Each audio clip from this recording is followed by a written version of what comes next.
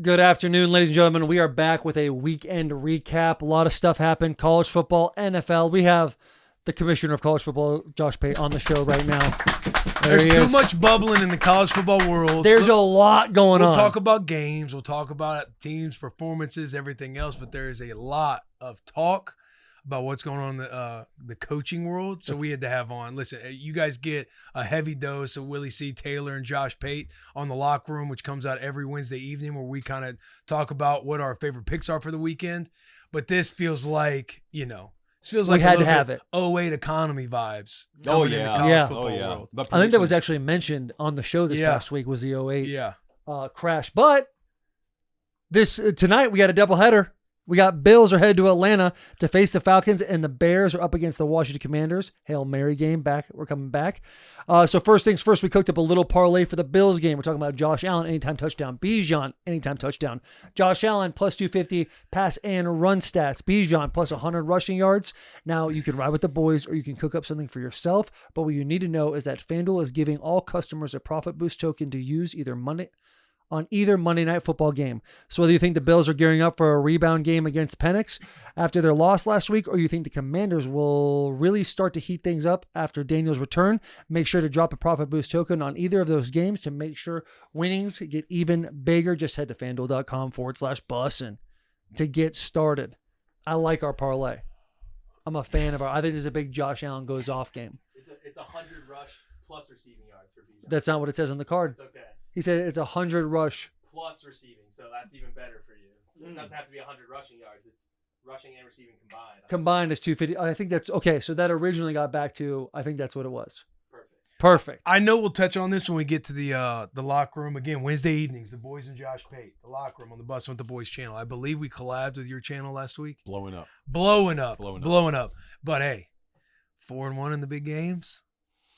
Boy was a little spicy over the weekend. And right now, going in, don't want to jinx it, knock on wood. Right now, going into Monday Night Football, we talked about 6 games on the NFL portion of the Locker Room with Clay and Delanie. Right now, I'm sitting at 4-0. And I have a confession. This is for all the boys, for everybody. This is for everybody, because this is on me. However, I do think you guys will understand, because at times there are some solo missions on parlays that you have to play. And over the Sunday... I literally saw an Instagram thing yesterday about this, bro. Here we go. But here's a parlay that's open for me Group right chat's now. always and I'm open. glad we're talking about it, because this could be the jinx that makes it lose, and I'll feel much better. But if I win this, I had an 8-leg parlay plus 1,800, and it was Denver money line, Rams money line, Patriots money line, Colts money line, Seahawks money line, Tampa Bay money line, Packers money line, and now I just need the Commanders to hit. How much you put on it? 500? 100 to win 1,900. What's the buyout right now? $1,127 to cash out. And when you place I'm riding with it. I'm for sure riding with it. When did you place it? Now, Sunday morning. But now I'm feeling guilty, just because that was when I know we share our parlays in the group chats. Sometimes there are parlays we just do on our own. Like, I'm thinking to myself, am I who I think I am? Because I've been a little hot since I've shaved the head. Yeah, you've been hot. So you have a solo mission text thread with yourself? Hey, buddy, you're rolling right now. Yeah, you seeing the same shit I'm thanks, seeing? Man. Yeah, for real. I have been been working. Good news for Will. What was your college football again? 4-1? 4-1, missed on Indiana, which again, apologies to the Indiana fans. I know I went pretty hard last week, because we got this little thing we like to do with Coach Lanning and Big Netty, a simple LOL after the game with Big Netty after and 3 SIG emojis. Indiana's beating some ass right now. They're one of the best teams in college football. Yeah. Great for Will Compton. Let's give Will Compton a round of applause. We're 4-1. Now turn around in a moment of silence. I went 0-5.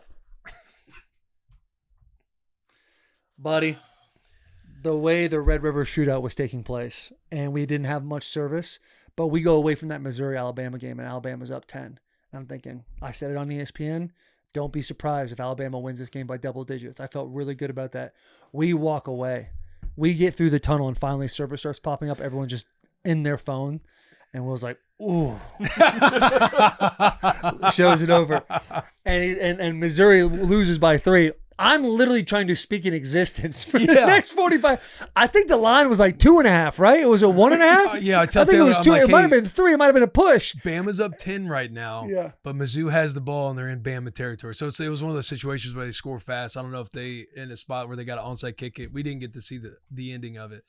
But once they won, he's like, "What was the spread on the game?" I was like, 3.5. He's like, "Are you sure it wasn't at 2?" And I'm like, "No, it was 3.5." Are you doubly sure? Here's the funny part. First off, half of Missouri Stadium is construction right now. So you're standing in the end zone. I was on the field. I'm standing in the end zone where the construction's happening. And I'm thinking about, first off, wow, Alabama really needs this win. Secondly, Missouri, they're down 10, so they're trying to score and get the onside. And the moment that dude crossed the goal line, I'm standing next to 3 of my staffers, and I just yelled, "They got him. They got him." And everyone else in that building, and they thought I was talking about the dude scoring the touchdown. I was talking about you. I was talking about you the whole time. They got him. Because you I were the know. only one I knew that said they're going to pull away. It was one of those weird things where almost the entire world, it felt like, including me, said, "I'm going to take Alabama. It's going to be really close, though." Normally when everyone's in unison, something other than what they're in unison about happens. The game played out. First off, spread was 3 to 3.5. Total was 51. Final score was 27-24. 51 Everything points. about the game played out according to script.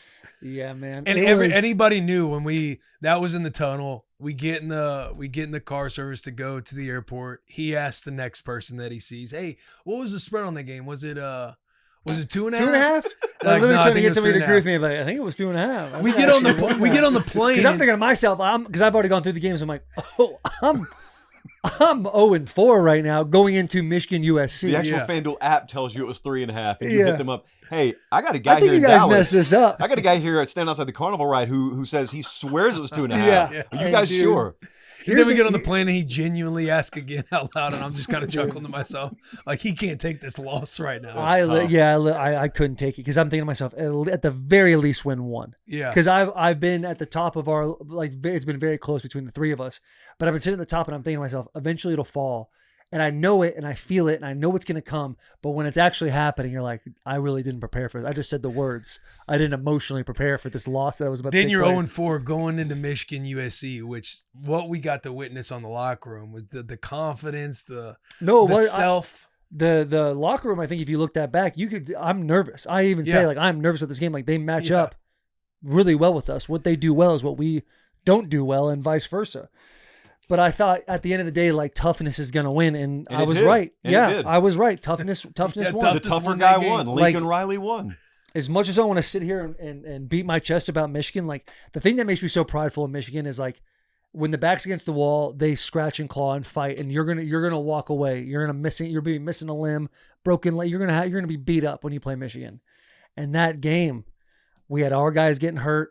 Their guys are celebrating on the sideline in the fourth quarter. They run for 225 yards, Over 5 yards per carry. over 5 yards per carry, and that's not with their starting running back, Yeah, who's they're down second in several the Big guys. Ten.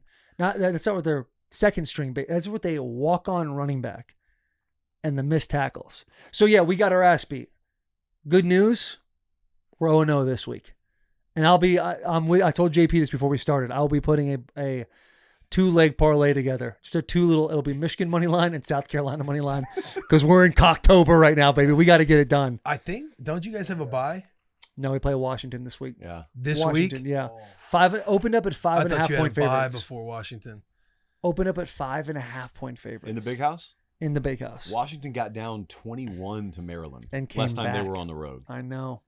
24 in the fourth quarter to win. Unanswered. Washington is a tough team. Like the only team they've lost to is Ohio State. Yeah, which what do they Ohio do State- really well? Throw the ball well. They got a good running back. They do RPO. They get the ball out really fast. I think, what's the quarterback's name for USC? Jaden Mayava. Mayava. They were showing it during the game. Like he was getting the ball out in like player. 1.3 seconds. Good player. Like getting the ball, making fast decisions. Like the pass rush, they're like, well, they know our pass rush is really good. And they know our pass rush is really good. So they just decided to take care of it. They did a great job. There's some scheme things I wasn't a fan of, but at the end of the day, it's maize and blue. We got to handle the Huskies. Can I say this, though? Go ahead. You did not disappear Saturday night. You were vulnerable. You were hurt and you were bleeding, but you were texting through it.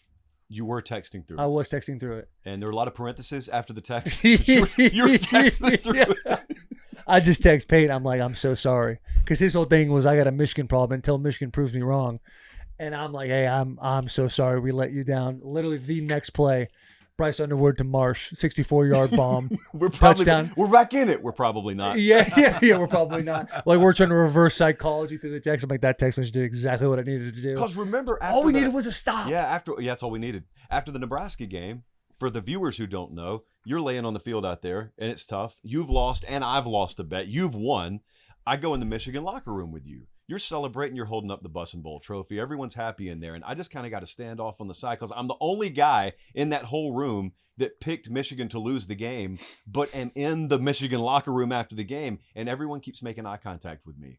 You keep making eye contact with me. Everyone keeps making eye contact with me, and I'm in there learning a lesson. I'm just never going against this team again. When I'm on the fence, I'm gonna ride with Michigan, and I rode with Michigan, and we crashed.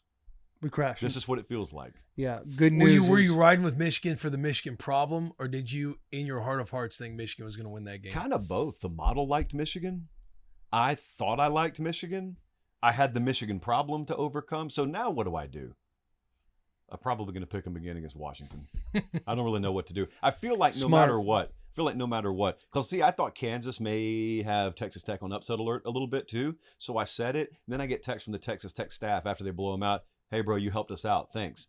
That puts me in a no-win position. If I vocalize that I think someone's on upset alert and then they weaponize it in their building and the upset doesn't happen because of me, what do we really do at that point? Do I just write all my picks in an envelope? Don't say it on air at all? Like and then open it on Sunday? Yeah, these were my picks. Yeah. You should do that one week. Trust if me. it keeps going Trust this way. me, bro. Yeah. Mm. Yeah, it is. You've put yourself in this position, though. Going back to sitting in a car, listening to people open stuff up, putting the volume down, and going through the whole segment yourself. You've done great. Now people listen. Whomst amongst us thought it would turn into this, though? I don't know. How are you feeling about the rest of the season for Michigan? It's all winnable. Like it's. But how are you feeling when you watch? Because again, I had USC, and my whole thought process was the way Michigan goes about things offensively, like as far as a lot of it is move the pocket, you're wanting to run the ball. The way the resume that they had was they had these big explosive runs by your running backs that kind of, it's got Haynes top of the league or top of the country in rushing yards and everything else. 40-yard runs. But it's like if teams are able to keep the explosives from happening and you're behind. And they broke explosives on you. Right. USC did it 3 times. Right. And you're behind. Like it doesn't seem like a team that's built to like come from behind, keep up offensively. So that's where my question comes in. Like when you have Washington coming in, you kind of look at the rest of the year and you kind of see what Michigan has been doing offensively from your vantage point when you're watching at home. It's like, how are you feeling about the Michigan Wolverines? When I'm watching that game, there's so many things that I look at that's like, okay, that's all, you can fix that. The missed tackles you can fix. Like USC goes down in the first drive and scores 7. Should have been offensive pass interference. Should have absolutely been offensive pass interference. However, it wasn't. And then we go and it's like, okay, the noise has been what you just said. Michigan has to run the football to be successful. They get these explosives. Impose their will. If you take away the explosives, then Michigan's not. But it's like, you can say that all you want. However, it's like Michigan, hey, don't get the explosives. But every game, Michigan gets the explosives. Yep. So like, what kind of back and forth are we really dealing with? It seemed to me that like Michigan was really starting to find in the Wisconsin game their passing threat, where it's like, okay, McCulley starts to come on a little bit. This Marsh kid who's a 5-star freshman, he's really starting to figure out the playbook. He's got great hands. During the course of the game, you realize these guys have really put a lot of intention in the drop ball. So I think there was maybe 1, if not 0. So it's like, okay, you see there's some level of course correction there, but you start the first game with a 3 and out and you try to throw the ball 3 times. And it's like, well, that's not what we're saying when we need to have a vertical threat. It's like, let's utilize the run game. We know the safeties are going to come in the box. We know for everybody who's playing Michigan, you've got to stop the run. So take advantage of it with the pass and be a little more 50-50. Be creative in your pass. Be creative in your motions. And it just seemed like Lincoln Riley had a better game plan going into that from an offensive standpoint against our defense, and their defense put us in 3rd and long situations and we're able to feast. Like it's like sometimes when it snowballs. Looking to the rest of the year, I think there's a lot of times where teams are a lot better than the way they played, and that's Michigan's a perfect example for that. They got their ass kicked, and now you go into a team that everyone in the Big Ten respects Washington as a football club. You get them in the East Coast time zone. You get them for them what would be a 9 a.m. kickoff because it's playing at 11 or noon, and so now it's like, okay, Let's run the ball effectively. Let's be creative. Let's move the pocket with Bryce Underwood and show sustained drives. Let our defense have a comeback game and say, hey, I know we failed last game because we had 500 yards of offense put on us, but let's redirect receivers at the line of scrimmage. Let's push back the offensive line. Let's form tackle. And if we're not in a good position to make a tackle, let's slow a guy down so the cavalry can come. Like, let's see team football starting to happen, because all these games are winnable. And then you've got Ohio State at the end of the year, which we've been 4-0 against. So it's like, it's not like the season's over. It's just now you've put yourself in a position where it's basically a win and go home if you think you're a college football team. Yeah. What to say about USC, man? USC looked good. This is the week. What are your thoughts? Who do they play this week? They are playing at Notre Dame this week. Yeah, and a lot of Southern Cal fans wanted to paint last week as the statement week. And I was very careful because I don't believe that was a statement, because I don't believe you make a statement against teams you're favored against. You make a statement by going on the road. You do the whole cross-country time zone thing. You go play a team that is physically superior to you, has been talent-wise superior to you, in part because the general manager for you now is who put that roster together in Chad Bowden. That would be the statement to me. But it wasn't very impressive that USC did what they did. They held Michigan. I think their longest run was 13 yards, by the way. Yeah. So they totally inverted the game script the way people like me and you thought it would play out. Okay, now, if USC were to go to Notre Dame and win, two things happen there. Notre Dame's out of the playoff. That's the first thing that happens. The second thing that happens is USC is a bona fide playoff threat. Third thing that happens is you all of a sudden look at Oregon's schedule down the road and you realize, oh, wow, USC goes to Oregon in November, and that becomes a monster game. Yeah. So a bunch of dominoes could fall Saturday just with that game. And then the fourth domino up the road in Ann Arbor is we're sitting in this world where James Franklin, who I assume we're about to talk about, was in overtime with Oregon, top 5 ranking 16 days ago. And now he's out of a job, which shows you how fast things can change in college football right now. So I'm thinking about everybody. But since we were just talking about Michigan is a 2-loss team right now. Yeah. Okay, the Washington line opened at like 5.5 at home. Not a lot of separation there. But yet no one will be thinking on Monday or Tuesday or Wednesday of this week, really worried about Washington, Michigan. That's a Michigan thing only. The rest of the college football public's not thinking about that game. If all of a sudden Washington pulls an upset and that just gets sprung on America Saturday, the noise would be turned from like 3 to 7 on the Michigan staff. I like those dudes. Like, I would prefer that not to happen, but I would have preferred it not to happen to James either. So I'm just saying, man, there are a lot of conversations happening behind the scenes because that snowball got kicked downhill with Penn State. And now the folks at Auburn are talking. The folks at Florida are talking. The folks at Michigan have been whispering a little bit. I think it turns into an outright talk, not a scream, but an outright talk if that happens Saturday. Yeah, the bummer about that is the Michigan Twitter world, the social media world of Michigan is louder than ever about that circumstance.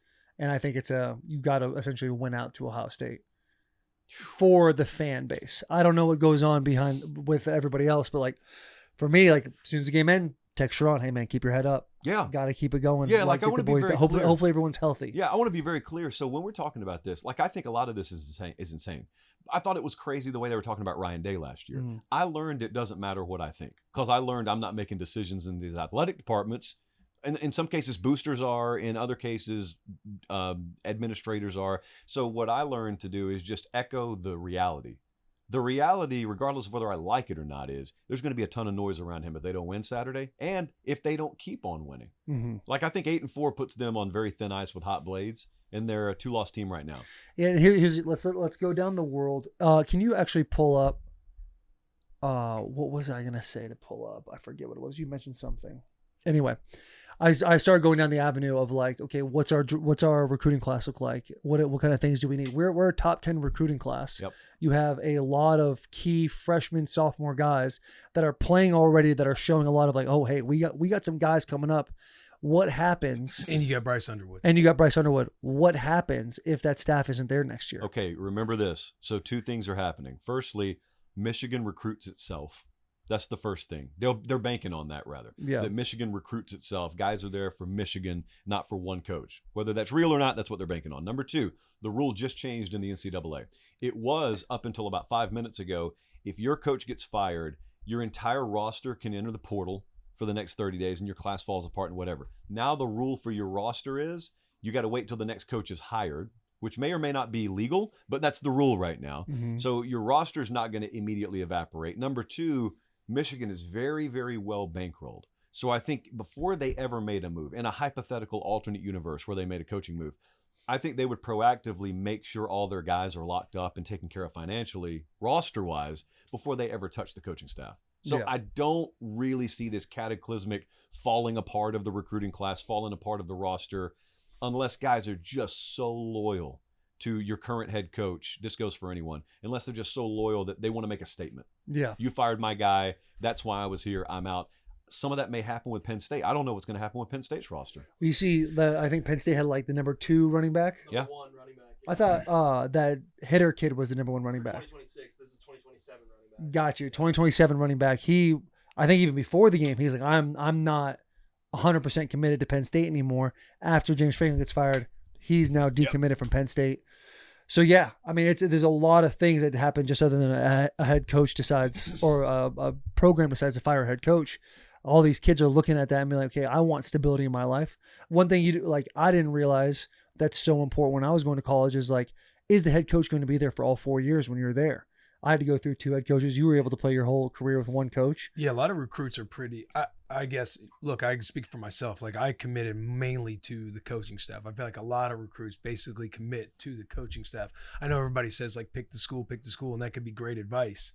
But I feel like you just get caught up in your relationships with the staff. You want them to be there the whole time. So when they leave, if they leave, make either a lateral move or get fired or whatever, I feel like that kind of affects the roster. What do you see happening? We have a tier talk here from Jared Ladd. #tier talk. Where does Franklin go from here? Part of me seeing like I've just been in the Nebraska world, but it's happened at Auburn. It's happened at Florida.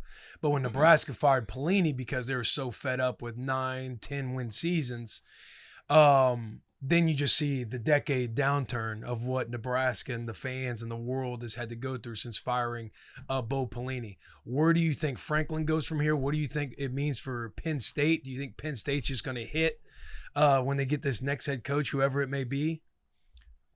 If I were him, you wouldn't see me for either you wouldn't see me for 2 years or I'd go do TV. Because I've got a theory on this. Like my theory is, I think when you're fired, if you're fired as a head coach right now, James Franklin, for example, very high profile coach. Okay, so been very successful up until the last 2 weeks, basically been very successful. Dan Mullen got fired at Florida.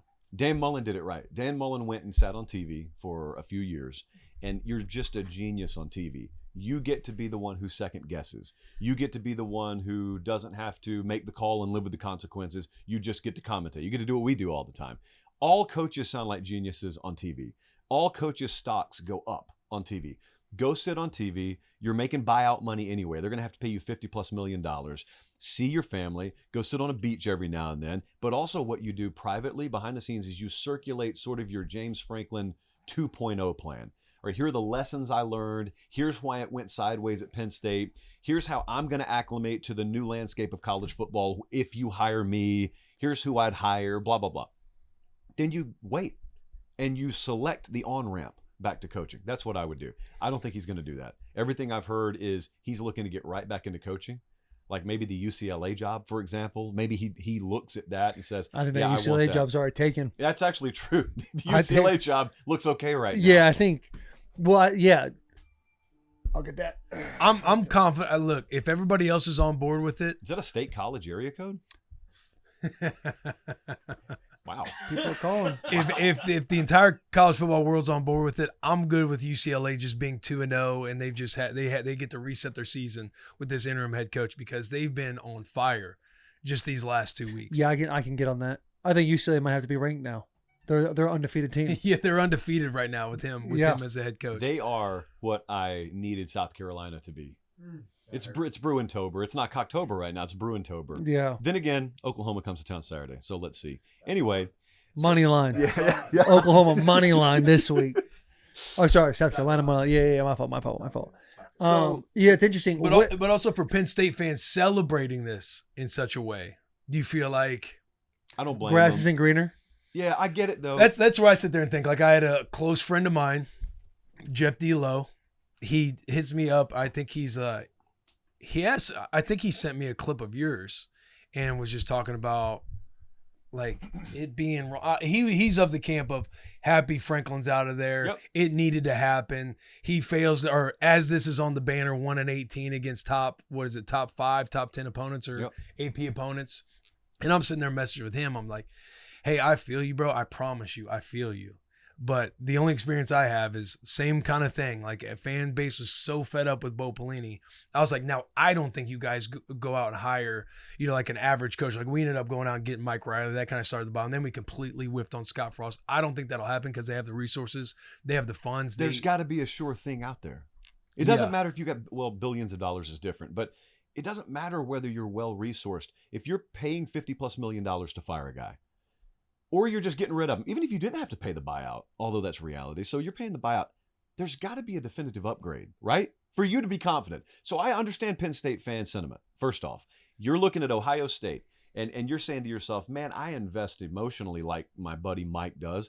I invest financially like my buddy Mike, the season ticket holder at Ohio State does. Why can't I get the results he gets? Why can't we get the results they get? Why can't we get the results Michigan's gotten? They've both won national Indiana with championships. Cignetti. Yeah, well, Cignetti makes a lot of people look bad because he's doing it way quicker than everyone who's been there a long time. But you're looking at it and you're saying, okay, I don't want to just be very good. I would rather take my chances and jump into the fog and try and grab the great, but with the risk that we fall into terrible. I would just rather take that risk. That's emotion thinking. That is not logic thinking. But I understand it because you're not supposed to be logical as a fan. You're not supposed to. So I'm sitting on the outside. I'm not emotional about it. I'm trying to be more logical. And I'm trying to say, you could do two things at once. You could admit, we've just been pretty good. We haven't been great. We want to be great. He needs to make changes to be great. Okay, that's hand A. While hand B also says, man, there's so much further you could fall making this move than room to climb. And so I look at that proposition and I say, does it really make sense to make the move? Does it really make sense to pull the trigger and fire him? Not put pressure on him, fire him. And I thought the answer was no. I thought it's insane. The guy's 34-8 with 3 double-digit win seasons over the past 3 years. He was, I cannot stress this enough for people who are mainly NFL and just kind of dabble in college. The guy was in overtime against Oregon 16 days ago with a top 5 ranking next to his name and the lead in the game. And he's out of a job now, 12 years in to his tenure. And remember, when he took the job, they weren't that far removed from crippling scandal. Like Penn State had huge stains on their brand that extended well beyond football. Publicly, when you mentioned Penn State, no one talked football. They talked other terrible stuff. And James Franklin comes in and, correct me if I'm wrong, there hasn't been a whiff of scandal since he's been there. So my thinking was just, how does this guy not have more equity built up than this? How much very, very good can you turn in before people just get fed up with very good and in pursuit of great take this kind of risk? Because this is a huge risk. And like you said, okay, if you want to go and you want to upgrade, that's fine. If there were a guaranteed upgrade out there, I would support this move.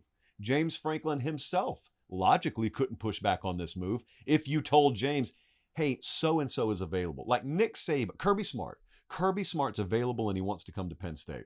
Even James Franklin would have to say, yeah, you guys got to make this move. Pay me my money, you got to make this move. Kirby's not available. None of the top coaches are available. So again, we're not talking about Penn State having been terrible. We're talking about them floating in about the 8 to 15 range, right, over the past few years.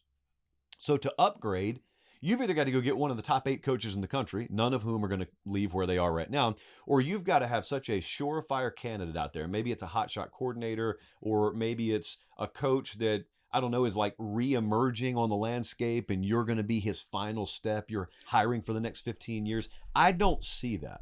Like, I'm a huge Matt Campbell guy. I'd hire him tomorrow if I had an opening. But even I'll admit with Matt Campbell, that's not such a sure slam dunk that I'm going to fire James Franklin and pay him $50 million not to work here anymore because I think Matt Campbell may work out there. Like, Matt Campbell's a ball coach, and I could tout him until the sun goes down today, and I think he would be a home run hire for whoever had a job opening because he's done great things at a historically terrible program at Iowa State.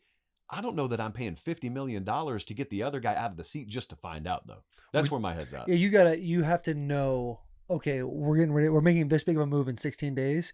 They have to know in their head, we know who our next guy is. And that text message has gone out, that burner phone has come out, and be like, hey, what do you think? Yeah, I would make that move. All right. Do you think they know? who their target is or who their guy is. Like, you're very connected in the college football world. In what you've seen, because you watch, listen, we'll be watching Thursday Night Football, and I see you tweeting about some game that's happening in college football. It's not some game. It's Miami, Ohio, Toledo. Yeah, It's a rivalry game, buddy. That's an in-state It's a rivalry. rivalry game. So head coaches, coordinators, up-and-comers, like, what is this list looking like for Penn State? Like, what are coaches that are, for any of the jobs that might be opening up? Before you answer that question, CBS had a whole report on this. Have you seen that CBS report? Those are your friends. I can't remember which report it was. Maybe. It was about who the next head coach is. They said, and I quote, "It starts here and it finishes here." It's gonna be the easiest search of their life. I saw that one. You're talking about my boy. You're talking about my second father out there. I think the odds came out too, and your boy is the number one front runner by. I need you to lock in on me. Right here, hang on. Tear Talk. Need Josh Pate to whisper in my ear that Rhule won't go to Penn State. All right, Hashtag Tear Talk. All right. Turbulence is happening. The flight attendant's looking at us, and she's not good right now. Hey, we're having a conversation. We're having a conversation. Doors shut. Bus doors shut. Yep. I'm looking at you. Put your seatbelt on. Okay. I know, and you know that I know that you know that that's your burner. I know that. And I know that you want me to put your mind at ease. And I think it would be terrible if Matt left Nebraska to go to Penn State. I think the CBS report is right that that's their target. Because I think Pat Kraft and Matt Rhule, if you and I vacation together and I'm the AD somewhere, and I think that the job that I have control of is superior to the job you have, I'm going to offer you the job. That's not the question. The question is not, is that their target? Because I think that may be their target. The question is going to be, is he willing to leave? That's going to be the question. Yeah. Yes, he's going to be willing to leave? No. I'm saying I understand. I understand what you're saying. I think the rumors are very real. I think the pressure will be at an all-time high. And I think it just comes down to what's in Coach Rhule's brain and heart. Yeah. I'm not trying to say he's not leaving. I hope that these rumors aren't true, that they're not targeting him. I think all of that is very real. I don't know what is in his heart, mind, and soul. Because I know he was a walk-on there. I know he's an East Coast guy. I know he's got, ties there, family ties, friends, everything. Like Penn State, when he came and took the Nebraska job, you've kind of understood a little bit of this. Now I'm understanding more of it. So I don't know what's going on in his brain, but I do know that, in my opinion, he's grown, and as he's been there, he's on his third year now. He absolutely loves Nebraska. His family loves Nebraska. He moved some of his family over to Lincoln, Nebraska. His wife has a business in Nebraska. His son is a sophomore at UNL at Nebraska. You get everything you want at Nebraska. Money, resources, facilities. You got recruiting classes. Can I tell you You got story? a lot of things set up to where it's like you have some business that not only finished, but you can be a legacy guy at the University of Nebraska. I'm not talking to anybody in particular, but we got a lot of good shit happening in Lincoln to where I think that as real as him being boys with the AD, but he's also very much great friends, boys with the AD, Troy Danon at Nebraska. I think that this is now, he's got emotional ties here, and this is a program that he legitimately wants to build and win championships with. Do you know who Greg Madison is? I know who Greg Maddox is. Greg Madison, they're both white males. Yeah, both white males. He was a defensive coordinator. I think he was with the Ravens for a little bit, and then he came to the University of Michigan. All right. He loved Michigan. He loved Ann Arbor. His wife, kids, family, everyone moved there. They started themselves a little shop on Main Street called Rock, Paper, Scissors. It was like a cute trinket store, right? Holiday season would take place. You go over there, get some fun ornaments for trees. Spooktober would take place. You have a whole bunch of stuff to kind of make your house a little more festive. A year after I left, he went to Ohio State. Oh, no. Because he had ties at Ohio State. And he's on record as saying it's the worst decision of his life. He didn't say that. Rock, Paper, Scissors is still there, and it's actually functioning very well. When I took my daughter to a game last year, it's just as cute as it was before. Okay, well, here's the thing. Listen to me. Here's the thing. He opened Rock, Paper, Scissors, and that's great. Matt Rhule started His a whole wife podcast. opened Rock, Paper, Scissors. Matt Rhule started a whole brand. He's got a whole podcast. I got you. He's on McAfee every week. Hey, show me that. We talked about this last week. Show me the brand of that podcast. Where's the N? Okay, that's just trademarking stuff. You know that's just legal. You can't get a trademark from the school you go to? You coach for? Maybe that's in the House renegotiated rules. deal. House rules can easily go to blue and white. All I'm asking you and Matt Rhule. I'm just playing devil's advocate. I want him to stay at Nebraska. Sure, because you think it would be terrible for college football if he left. I think it'd be awful for college football. Yes, if he as left. do I. You got to ask yourself this, and this goes for someone who is working a job right now that has nothing to do with football, that just may be watching the show. Are you happy when you wake up in the morning and go to work? Most people's answer is no. If Matt Rhule's answer is yes, you've got your answer. You don't leave happy. You don't try and get happier than happy. And you've been around him a ton. I've been around him a little bit. Unless he's totally faking it, he seems happy at Nebraska. Yeah. And if he's happy at Nebraska, then the best thing he can do right now, the best thing Troy Danny can do right now, is to make sure you understand, okay, to keep this guy, because he's in demand, which is a good thing, by the way. Mm-hmm. If your guy's not in demand, he sucks. The best thing we can do is make sure we squeeze the sponge as hard as we can to drip every ounce of resource out of the sponge that is Nebraska, because that's what it's going to take to keep any quality candidate home, and that's what you do right now. Yeah, you if you're talk- Matt Rhule. you talk about- You're on to it right there, and it ain't. Look, we got the facilities, and if it's You're on to something right there. if it's a little extra payday, Holgerson. You can't take Holgerson, though. he gets paid overnight. Like he's made a shitload of money. Now it's how do you position this thing? They put it all into like getting more players, more talent. Maybe that's it, but I think he stays in Nebraska. But I am aware that this Rhule talk to Penn State is very real. But I You think we use killed the it. term. You use the term happy. I think it's a poor, I think we poor killed it. choice of words when we talk about where Penn State is located at. Yeah, but one of the hardest things to do for successful people is to get the goalposts to stop moving. I think he's in an incredible spot. I think he wakes up very happy coaching the Nebraska Cornhuskers. What are you laughing about? You, just your operation. Because literally, here's Think about it, bro. I don't know. Hold on. Think about this. I'm sitting on this show with my best friend and my second best friend right now, and we're here talking ball. We're talking ball, and I know my job at this point on the show is strictly to push your buttons. Because if it was Truth Serum was on me, I'd be like, I really hope Matt Rhule doesn't leave. I want him to stay at Nebraska, and I'm watching my boy just reach and pick and try to grab anything he can. Because all you're saying is right. Yeah, put $1 billion contract in front of him and say, "You happy? We'll bring anything you want." I just know that the CBS report, you look at the odds, been a few he's figureheads out there that he's were- number one. And I last week you and I talked about this. Like, is Matt Rhule gonna go to Penn State? I shut it down. Is that a possibility? You shut it down, and like I just thought, oh, that's an interesting thought process. The minute James Franklin was fired, the Matt Rhule headline started, and it was bigger than I ever could have imagined. Yeah. So I am, as your best friend, I'm afraid for you right now. I'm nervous. Because where do we go from here if we lose Matt? I know them boys in Nebraska hate my guts. Because like, how could you go from Michigan when you were at our spring game? It's like, there might be, that's why the N stands for knowledge. I went to Michigan. So I'm obviously going to go against you guys, but I still love and support you guys. What happened? Let's play a hypothetical game, and I'm just going to look at you right now. If Matt Rhule takes the job at Penn State, where does Nebraska go from there? Who do they go get? You open up the wallet for anybody. That's the problem though, is you can't just open up the wallet for anybody. Yeah, you can. You have to go find the right guy and open the wallet for that right guy. I'm going to speak for both of us. Here's the answer. Okay. If an asteroid drops on your house while you're asleep tonight, what are you going to do tomorrow? Nothing. Because you're dead. Yeah. I don't know what Nebraska would do. Oh, Because I'm not allowing my mind to go there. Because it's not going to happen. all right. We got to. It's not going to happen. Okay. But the answer is I would go like get Alex Golish. I would go get one of these coordinators that's begging for a shot. Because you want to talk about legacy, talk about appreciation. And again, this is hypothetical. This Look is up Bernstein Alec Bears. Golish's alma mater. We got to make sure wherever that is. Actually, that's true. we gotta look up wherever Yeah. that is and make sure. I don't know why. Like again, I feel very confident Yeah. with what we've built over the last 2 The years. asteroid's not dropping on us. Yeah. Not in Hell Lincoln. yes. Mike Eckler and that special teams unit is sitting at the top of the country right now. Nebraska, we play a tough Minnesota team this weekend. Could be the first time we win 6 games. No! No! What happened? Ryan, you're happy. You're happy in Columbus. Yeah. The NFL will You're never right. call. Golish's alma mater is Ohio State.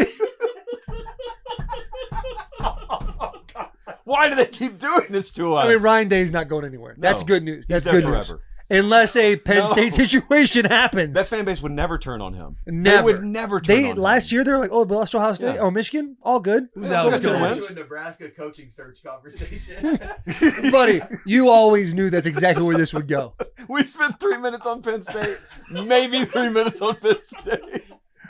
Yeah. But We knew this is where it was going to go. To get back to the original question, I know we made it about the The Huskers, job's not even open. but who do you think these coaches are that will be on these short lists when these, programs? Because we are pretty sure that there will be more jobs open than just Penn State. Oh yeah, man. And who are these coaches that you think will be making some big moves in the offseason? I think that Matt Campbell I'm going to go back to him. I mean, I might as well be his agent. Like, that's how much I believe in him. So Matt Campbell at Iowa State would be my call. Rhule's going to get mentioned with Penn State until the job gets filled. I also think John Summerall at Tulane has been ready. I think he's smart enough to wait for the right job to open. Probably an SEC job. I think a couple, at least, of SEC jobs will come open. Alex Golish, like we just mentioned at South Florida, like both of those guys in a previous life would have already left. They would have taken a smaller job. Those guys can just afford to wait for a bigger job. Remember, Arkansas is open right now. Remember, Oklahoma State is open right now. Arkansas, So, Stanford, UCLA, Virginia Tech, Oklahoma State, Penn State. like, I got no clue what you do if you're Virginia Tech. I have no clue what you do. Your route, ironically, I don't think James is going to take Virginia Tech, but your route may be to hire a guy who's already making buyout money so that you don't have to break the bank for him, because there's no bank to break there. Yeah. Fun Where do these thought. schools get their Fun money? thought. With some coaching experience, do you look at somebody like from your alma mater, D'Angelo Hall? D Hall's been in the NFL game. Yeah, well, With the Mike Panthers. Vick's coaching right now. Right. You see D-Jack. You see some of these moves as far as like Eddie George, influence where's and he at? branding. He's at Bowling Green. Could be a thought. It is a thought. If you're going for these D'Angelo big time Hall. programs, I think there needs to be a higher sample size before you start giving a D'Angelo Hall a Nebraska job or a Penn State job. Yeah, and look, that's more speculation, But if D'Angelo Hall was somebody that like wanted to coach at Virginia Tech, that could very much be like a thought, depending Yeah. if he sits down in the right rooms, interviews well, and everything else. And if he's dying for a Virginia Tech job, a stud, a legend in not only Virginia Tech but also the NFL, that could bring a lot of awareness, excitement, branding. Because Yeah. Virginia Tech's been in a hole for a long time since like the 2000s, that first decade in the 2000s. Staying on the coaching, and you brought up Tulane, SEC. We know that Hugh Freeze is probably on the hot seat a little bit. We've talked about Billy Napier all Saturday year. is a big game for Hugh Freeze. He- They play Missouri. It's all caps. Do you understand what I'm telling you? I'm on. It is a I big, fully am picking up what you're putting down. big Saturday on the plains for Hugh Freeze. Those two we know, Billy Napier and Hugh Freeze. What about Brett Venables? Is there any noise there? You lose at Texas at the Redwood rivalry the way you do. Shootout. Shootout.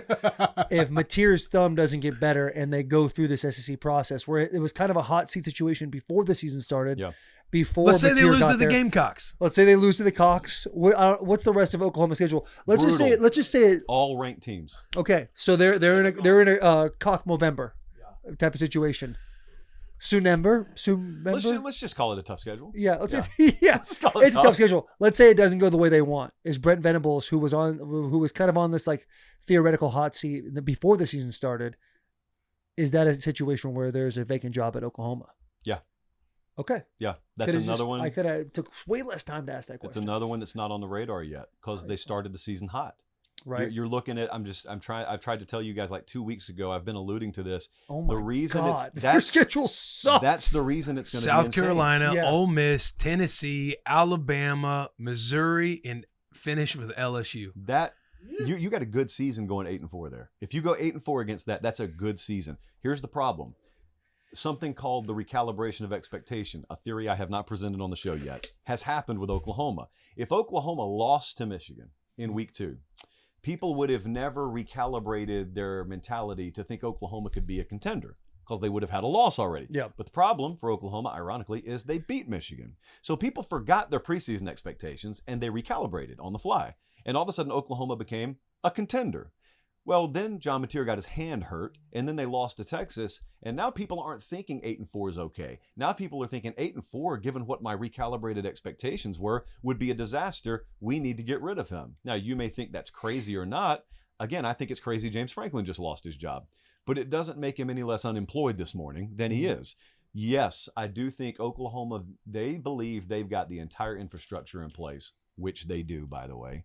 And they believe if there's only one shortcoming, if there's only one faulty wire here, and it happens to be the head coach, that's a plug and play. And that would be a very desirable job, and they're right about that.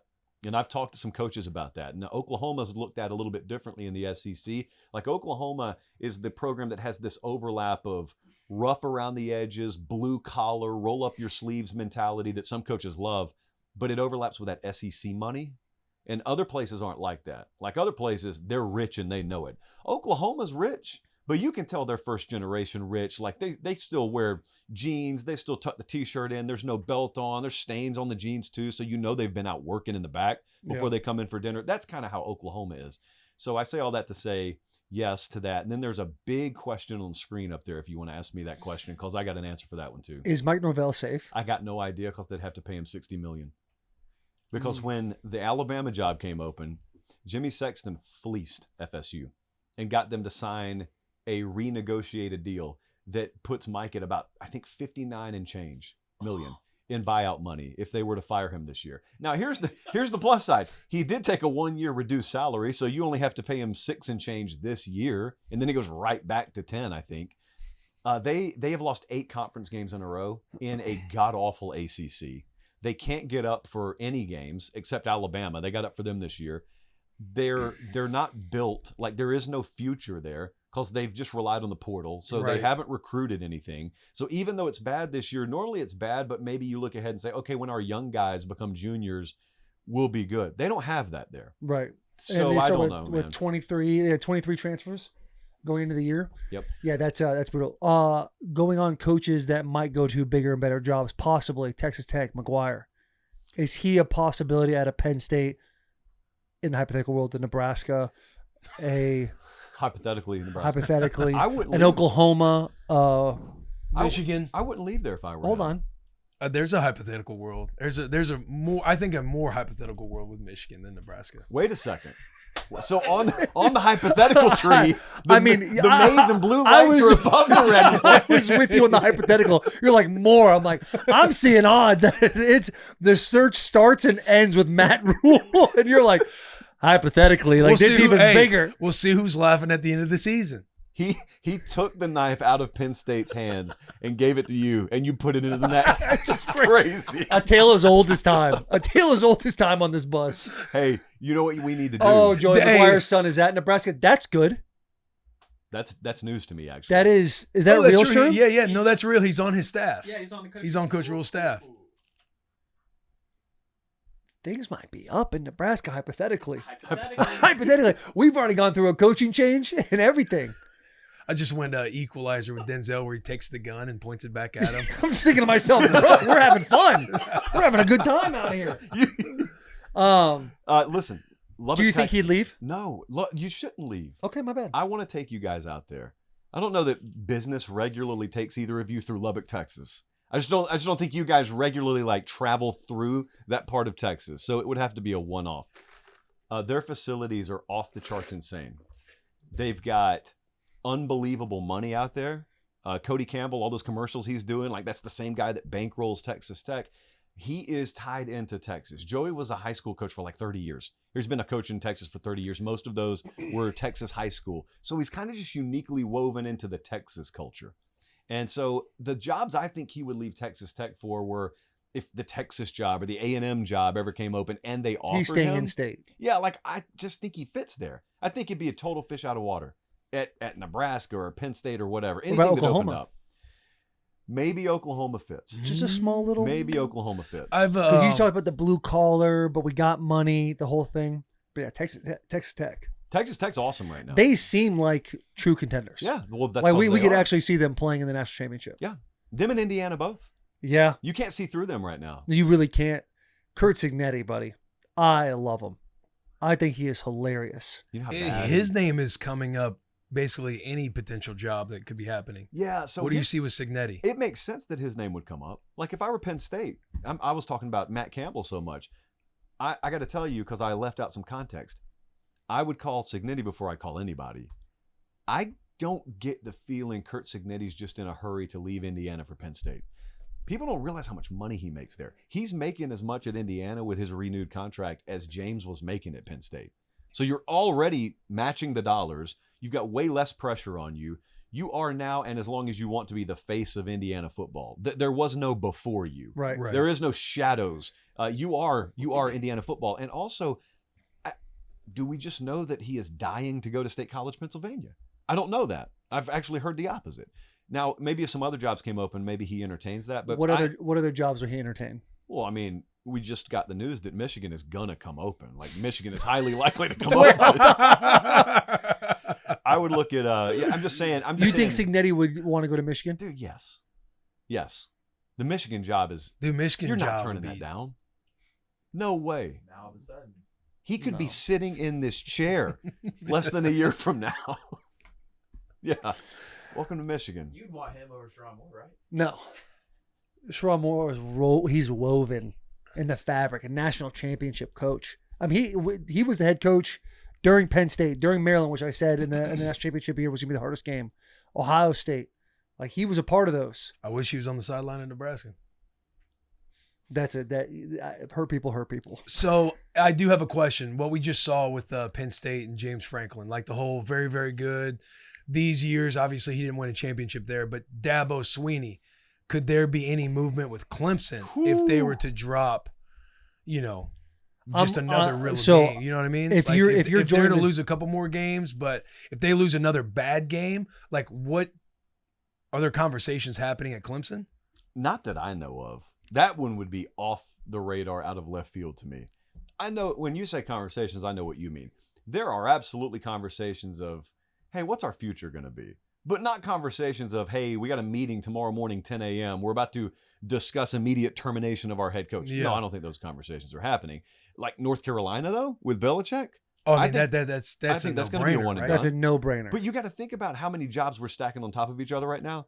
At some point, you got to look at the coaching market and say, might we just wait a year? Do we really want to compete against all of these other programs that are coming open? JP had a great take on this who'd they lose to? We're at Clemson. They lost to it, and this is when Dabo was kind of having to crash out the Georgia podium. Tech? Maybe Georgia. Yeah, it's probably Georgia Tech. And JP was like, Clemson's got to remember who they were before Dabo, because they were nothing, right? It was just a bad. It was a bad program. It's been too long. Been too long. And then, like, you lose Dabo, who is, like you say, woven in the fabric of a culture. Like, he is Clemson. You got to keep him there. Let him die there. Yeah. Brian Kelly will be gone by the end of the year, too. Okay, JP just said Brian Kelly will be gone by the end of the year. This is just turning every coach besides who? Brian Day, Let's put a Teddy list, Dillingham. Let's put a list together of guys who will keep their Yeah, job. yeah, that's what it's turning into. We can't finish the sheet. The Brian Kelly thing, that's another one too, is they win that first game against Clemson. The recalibration you're kind of talking about is like, oh shit, we're that's all we needed was to win the first game. Yeah, we won a season opener. And now it's like, yeah, it is Brian Kelly. Is he safe? Because I know there was like a whole lot of oil and water type of mixture when it came to LSU, Baton Rouge, and Brian Kelly's personality. Yeah. So, right now he's winning. Yeah. Well, Right now he's winning. He's another guy who's got this not quite Oklahoma stretch in the second half of the season, but he's got a tough stretch. Now, I will say, as we're sitting here talking, it's the Monday following the South Carolina game. What did they score, JP? 20? Yeah. Yeah, they only scored 20 the other night. 2 red zone turnovers. I actually thought their offense showed more promise than I've seen at any point this year. Doesn't really matter if it doesn't click. That is one of 2 places, LSU and Oklahoma, where neither guy's on an immediate hot seat, and I'm not saying they are. Those are 2 places that, because of the schedules they're about to play, could turn on a dime down the stretch. Hot seat talk could crank up immediately. And those are 2 places that view themselves, rightfully so, as organizations that are built very strongly. And if all you had to do was remove the star above the Christmas tree and put a brighter star on top of it, would be a very desirable tree to be placed on top of. I love that college. It's really football's technical such a terminology. roller I'm sorry if I coaster. lost you there. Yeah, but no, I followed. It took me a second, but I got there. You want to be a bright star in a nice tree. You don't want to go have to find a new tree in the woods. Right. The tree's nice. It's decorated. We got the tinsel. We got real popcorn. It's not even the fake popcorn. Dude, we do that Real every year in my popcorn. house. It's a headache every year. They do it at LSU and Fucking Oklahoma sitting too. there Yeah. watching ball with the needle. And Dude, thread. I love how college football is such a roller coaster. 'Cause It I is. think This is like the most fun year for it. Yeah. I think these are like this is like one of the best years in college football because anybody, it feels like, can beat It's anybody. just up in the air. One more thing. I was talking to like 50 agents yesterday, and one thing they kept saying is something that's right in front of your face and you're not realizing it that we're having to deal with right now is we have been used to forever towards the end of the season, guys get fired, and then coaching searches start to happen behind the scenes, but it's never going to be public or finalized until the end of the year. All right, so if you don't make a bowl game, it happens early December. And if you're going to a bowl, or if you're going to playoff or national championship, you agree. If you're a coordinator, Kirby Smart once stayed with Alabama through the national title game, even though he had taken the Georgia job. That was the old school way of doing things. But no one used to fire guys in October. Mm-hmm. Now everyone's getting fired in October, and these agents were talking to me yesterday, and they were saying, we're not hearing from these universities they want to wait to the end of the season.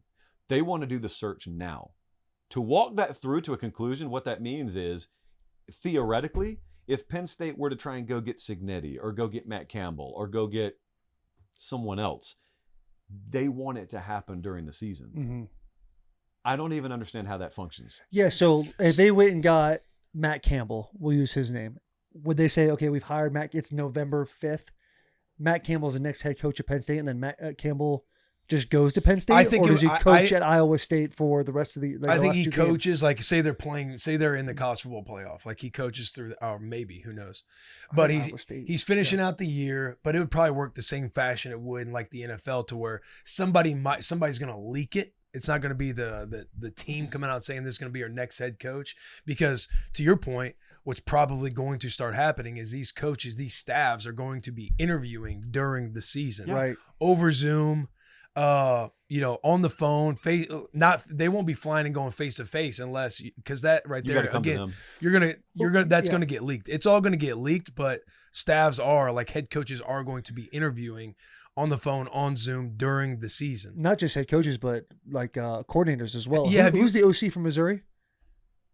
Just talking. Yeah, it's all good. We can figure out his name in a second. Are but there he any already interviewed for the Arkansas job? Yep. Middle of the season. Yeah. There you go. But are you hearing about any coordinators in the college football circuit that could be Just gave potential you hot names? Yeah. Kirby Moore is his name. Yeah, that's Kirby right. Moore. Yeah, tons of them. I think it all works downstream of which head coaches leave and which head coaches are available. Yeah. Like, there are a lot of places where if you look number 3 or number 4 on their list, it's a coordinator. But that's contingent on the first 3 names, which are head coaches, not being available. So and then what normally happens in this kind of cycle is, okay, current head coaches climb up the ladder and fill the openings. And then those jobs, like if the Indiana job were open, if the Iowa State job were open, if some other job were open, those are the places that look at a coordinator. Historically, that's what happens. If John Summerall were to take the Auburn job, if it opened, Tulane looks at a high-profile coordinator. That's probably the way that goes. Yeah. I know we kind of brushed over it a little bit. We talked about UCLA being 2-0, and they should be 2-0 at this point. We should erase everything from the prior head coach. But I remember a conversation you had with Colin Coward. I clicked on the link and I listened to you guys talk about UCLA and how bad of a job it is. Your stadium's 45 minutes away from the campus. You're the second best recruiting team in the city, essentially. And now all of a sudden they're 2-0. Who's the is it? Tim Skipper's the head coach. No. Who's the OC? Jerry Neuheisel is the actual face of the team right now. Jerry Neuheisel is the face of the team. Is that now, having that conversation with Colin Coward, is that now a job that's like, yeah, Neuheisel seems like he's the perfect man for that job? If I were them, I would probably go that route. Mhm. I don't know the UCLA job as intimately. Like, I've had more conversations about the UCLA job over the past month than I've had my whole life. Very eye-opening. And what it shows is apathy towards the football program. They don't have their NIL affairs in order. They don't take it nearly as seriously as basketball. And they love to tout how rich their alumni base is. But it doesn't matter if football can't tap into it. Frankly, Arkansas has had some of those problems recently. Really? Ton of money in Northwest Arkansas. it doesn't matter if the needle doesn't go into football, how much money you have. And then at least at Arkansas, everyone cares. At UCLA, you have the added burden of trying to make people care about football, which is a very unenviable position to be in. Like if you're trying to make people care about football in a country that's football obsessed, you're probably just in the wrong part of the country, or in that case, in the wrong part of town. Even Riley struggled with that at USC, though. Mm-hmm. They packed the Coliseum Saturday, but that's because Michigan's in town and because they may be winning. If they're not winning, they don't draw anything, and that's USC. So I still think the same thing I think about the job. It's just maybe they caught lightning in a bottle and they found out the answer was in their building the whole time. Yeah. I mean, that's a good answer to have. That's what guys right there. That's what I enjoy seeing with the UCLA position, is just having because he played there, right? Sure. Yeah. Just having a little sicko, somebody who understands the culture, who understands wanting to bring this brand back. He's had some success. He looks like a Bruin too. Blonde hair, blue eyes. He's got the wave going there. It's like this guy's perfect for UCLA. Seems like he's having a blast. Yeah. Getting this opportunity. I think that would be an awesome move. I don't even know what Tim Skipper looks like. Like I feel like talk about the face of a program. He's the interim head coach. I don't even know what this guy even looks like at all. There's Tim Skipper. There he is. Wouldn't have guessed. Full transparency, would not have guessed. Sherman's brought up here, does a 3-loss SEC team make the college football playoff? Yeah, probably more than one. Yeah, that's why Saturday's important. Listen, I know we're in October and no one's thinking this through. All right, last weekend, Arizona had BYU on the ropes and they let them off. They let them off the hook. No one's thinking about the ramifications for the SEC when BYU and Arizona are playing at 1 o'clock Eastern time in the morning. But it's big because if Brigham Young keeps winning those close games and they're sitting there 11-1 or undefeated versus a 9-3 SEC, they're going to get the playoff nod later down the road. All right, so that's the first thing to think about. Second thing, this Saturday, if Notre Dame loses to USC, they're going to be out. Right now, a 10-2 Notre Dame versus certain 9-3 SECs is a legitimate playoff debate come December. All of the 9-3 SEC teams will get the nod over a 9-3 Notre Dame because they will have lost their only 2 high-level games and lost their third one. So they will have lost their 3 games against their 3 biggest opponents. Elsewhere, their strength of schedule is garbage. So a lot of these games outside the SEC are going to have as much impact on this as the SEC games themselves. Then in the SEC, what you want to ask yourself is right now you got 10 teams with 0 or 1 conference losses. You got to start having some separation. You got to start having a few teams separate instead of just a bunch of 2, 3, and 4 loss teams. Because at that point, it gets really hard to differentiate 2 from here, 2 from there. Mm-hmm. But I think the over-under on 3-loss teams is 1.5. And I'm going to take the over, by the way. So I'm setting the number and then taking the over. Sounds fair. Yeah, I think 3-loss teams are going to the playoff. Really? God. And that means other 3-loss teams are going to get left out because you're going to have a bunch of 3-loss teams, I think, in multiple conferences, Confri. So I don't know. I don't know. A&M's undefeated, guys. Ole Miss is undefeated. Ole Miss goes to Georgia Saturday, by the way. Ole Miss was in a dogfight with Washington State. Doesn't matter. Because they weren't even aware they were playing Washington State until about 11 a.m. Saturday morning. Mm-hmm. They've just been busy prepping for Georgia. So don't worry about that. Okay. Yeah, not going to worry about that. Let's talk about more coaching hypotheticals. Lane Kiffin. Florida. It's it. That's Florida. Because I don't know if I heard this, made it up in my head. Who cares? Seems like he kind of wants to go. I don't know if he does or not.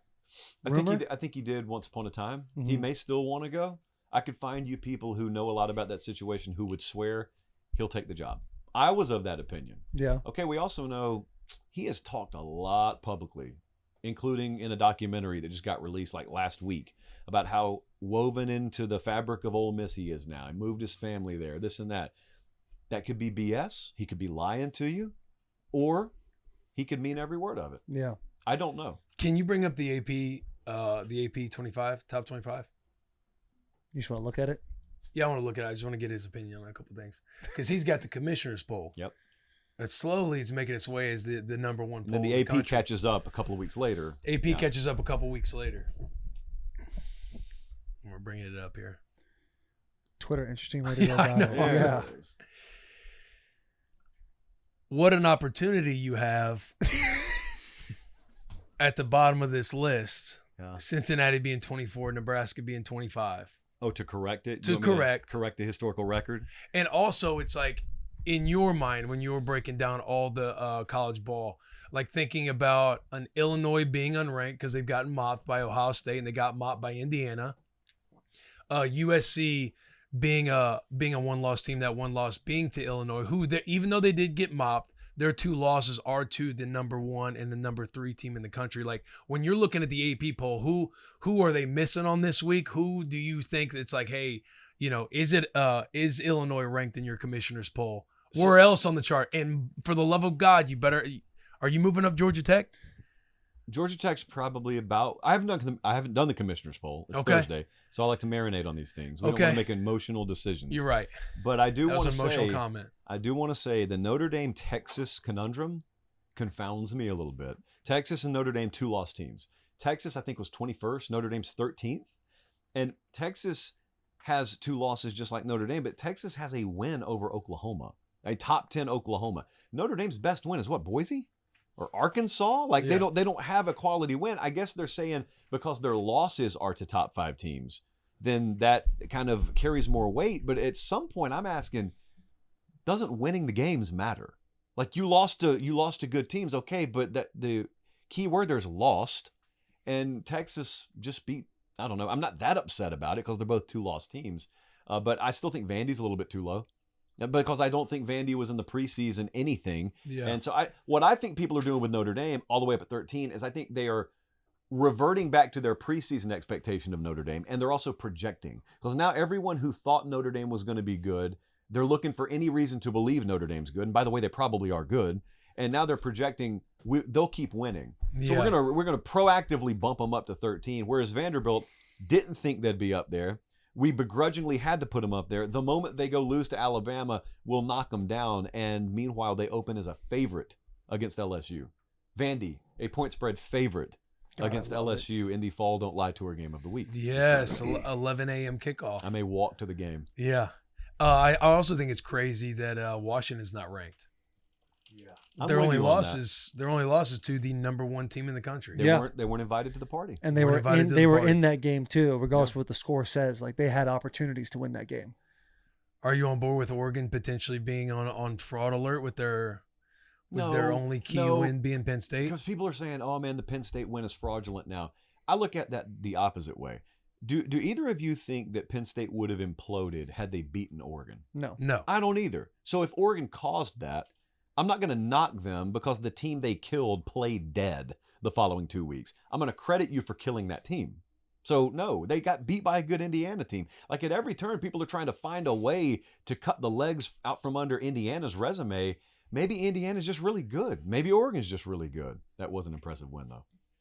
That's why I fuck with you, Josh Pate. Yes. Last question before we go, because we have Greg Olsen coming up. Of all the head coaches that could possibly take a job this offseason, who is, in your opinion, the best head coach? The 2 names that have come up the most is Matt Campbell and Kurt Cignetti. Campbell is much younger than Sig. So Matt Campbell would be my answer. Campbell, people just forget how much of a wet bag of garbage the Iowa State football program was. And he has made it so consistent an idea that you can win there that people are taking it for granted. This is not James Franklin at Penn State.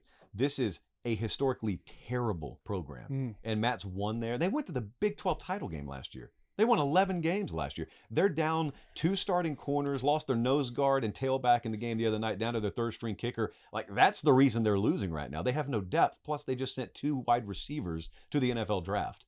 You should never be doing any of that at Iowa State. So that guy's good. He's my number 1. Cignetti number 2? Yes. Do you have a third? Let me think on that. I'll see you Wednesday. Yeah.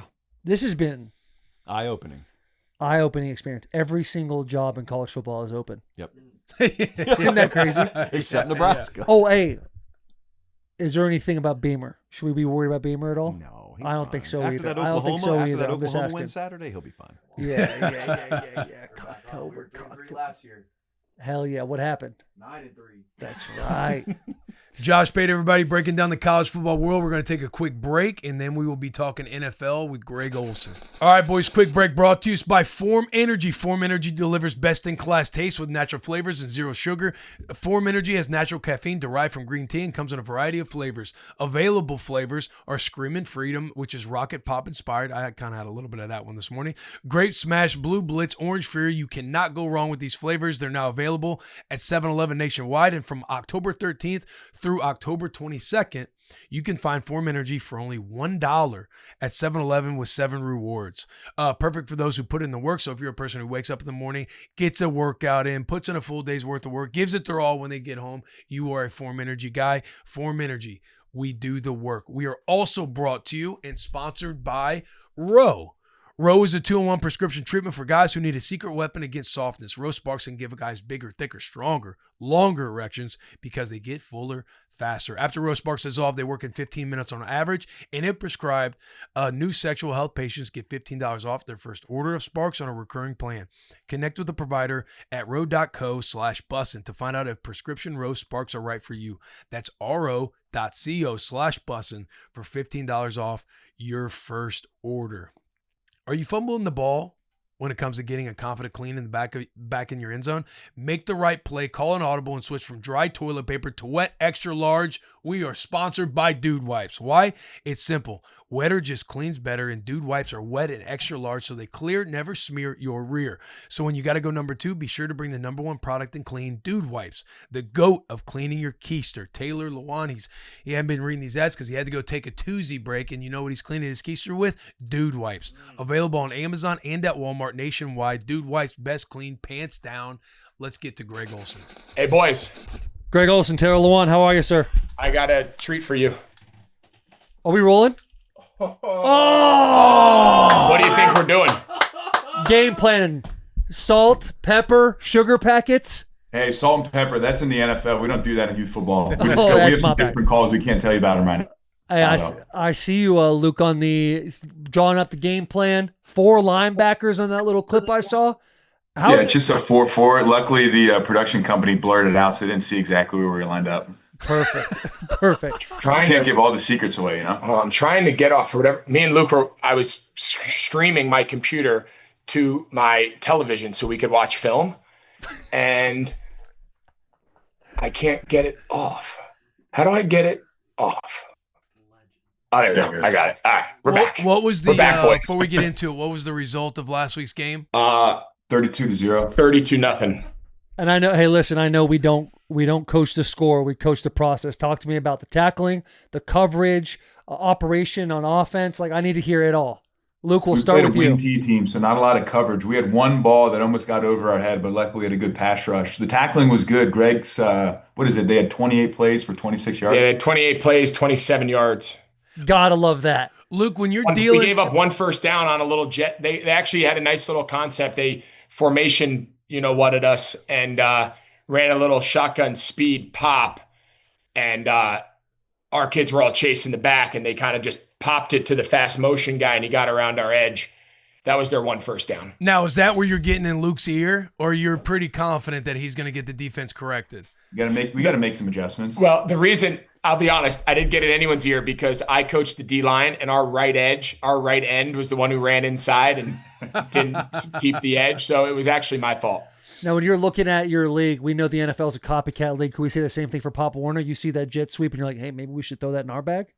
Oh, we run we run a lot of jet sweep. I'll just put it that way. Yeah, don't give up too much. I know We're not giving away a lot of our secrets. The other but it's a part coaches of are what we do. definitely Let's just say watching that. right now. Luke, Coach Kuechly, when you're going against a wing T, how much are you getting in the head coach's ear to get a little extra time at practice? Because I understand this is a big eyes game. We got to be very disciplined. We got to be very good with our eyes. Any subtle motions happening, you need a transition. How much are you trying to capture, hey, we need an extra period for this wing T look we're about to face? Luckily, we played against it 4 times in the last 2 years, so we got a pretty good feel for it. But you don't need to practice with the ball. Everybody just needs to be in their gap, do their job, eyes in the right place.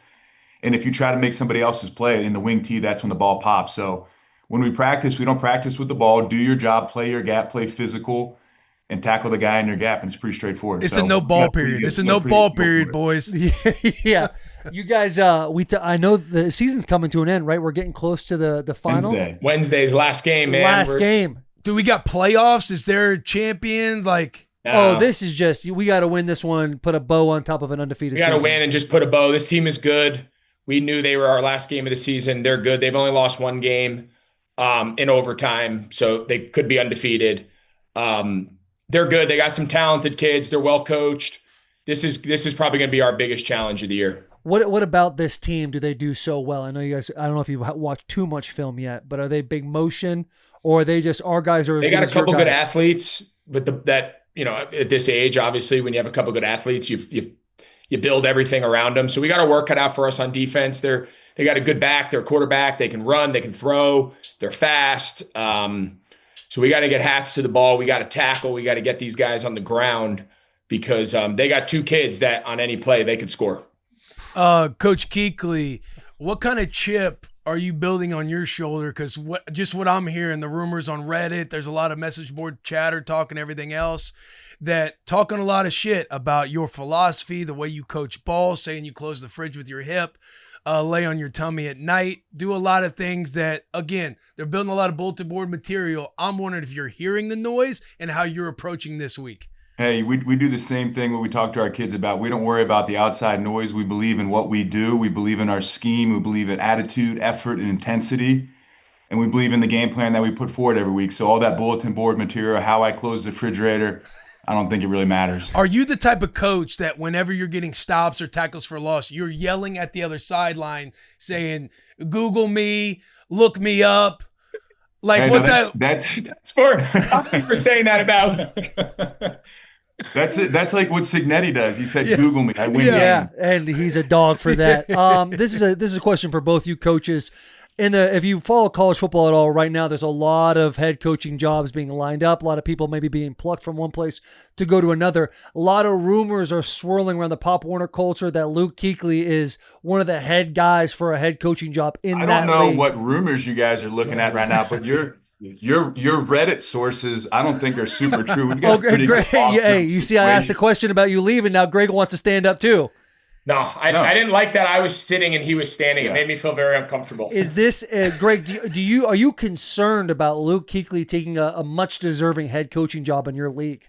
The advantage that I have is I could outbid anybody in America. Oh, you got oil money. So, You got oil money in Pop Warner.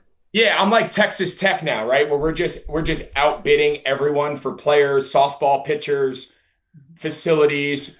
So the good thing is, like, there's nothing anyone could offer Luke that I can't match. Pizza, buckets of beer, date, Monday morning film session. No, we're not talking about the Panthers. We were both calling the game yesterday. We're not talking about the Panthers. We're talking about getting our boys ready to finish the season strong. So I think he values that over money. I think he values that over prestige. So I'm confident that our relationship is stronger than any rumor. Yeah, Coach Olsen, with the landscape of trickling down from NFL to college football, it's coming for high school, and these coaches kind of position themselves with nice buyouts if they do make a move. Just asking both of you, Luke, are you looking at structuring your contract a little bit differently if there is a buyout situation happening? If there's one already in place, what is the buyout look like for Luke Kuechly or Greg Olsen or Coach Stewart? Are these conversations taking place in the youth football community? I think if you position yourself for a buyout, you already are thinking about getting fired, and we don't have that mindset. Our Great mindset is answer. we're just going to win. We're going to coach well. We've got a great relationship. You guys are just trying to drive a wedge in between us. right now. You can't do Coach it. Kuechly, This is we can't get any closer. This is year 4 of this. We've We're never going to go been- to year 5. We've never been closer in our lives. Look, now is not the time to get defensive, Coach Kuechly. We are strictly just reporting the Hey, news just to get you. them- I am Yeah, I mean, 1,000%. reporting the I am news to you. 1,000% trying to drive a wedge because if shit. All right. these young kids Hey, are Will, going to the more learn, you keep they're going to talking, learn about the the less reality of the interest you're media. gonna This be is on pro our team ball right out now. here. Look at hey, they're getting uncomfortable. They're I'm moving gripping the around. camera. Now, They got the now, cameras now, going now, crazy. We're like professionals. What do you guys say to the rumors swirling about you guys taking the head high school football coaching jobs? Because we've received a couple of texts. They're Charlotte area code, and they're going by the name. Don't worry about 573. it. 573. People are saying, and a lot of coaches in the high school world are talking shit like they can do it in the Pop Warner world. There's no shot they could do it in high school. Coach you Olsen, guys hear those rumors? Greg Olsen, he travels with his son. His son's going to be playing high school ball here very soon. Yeah. We have been very clear. We have a great relationship with the high school staff. Chris James, the varsity coach at Charlotte Christian, good buddy of mine. I make it very clear to everyone. Our job at the middle school level, yes, we want to win. Yes, don't get me wrong. Our job is to turn over as many good football players, as many kids ready for high school football to him in 9th grade as humanly possible. We sent him a class last year that are now freshmen. Our tailback from our 8th grade team right now, Jamal Rhule, who's the kid going to Nebraska, the running back, he hurt his thumb and had surgery, so he's missed the last couple weeks. Our backup is a freshman. He played for us last year as an 8th grader, had never played football before, and now he's playing on varsity. He had 2 touchdowns Friday night against a really good team out of Georgia and is playing real ball. He's played 1 year for us. Our goal is how many of these freshmen in every class can we have ready to play high school ball, whether it's as a freshman, a sophomore, junior, who knows. But we're going to give them another really good class to back up that one. Our 8th graders this year are really good. Our 7th grade class might be as good as any of them, if not better. So as many of these classes that we can prep, hand over to the varsity to kind of build this thing from the ground floor up, that's our model. That's what we're trying to do. And we've been very clear where our support lies, what our roles are.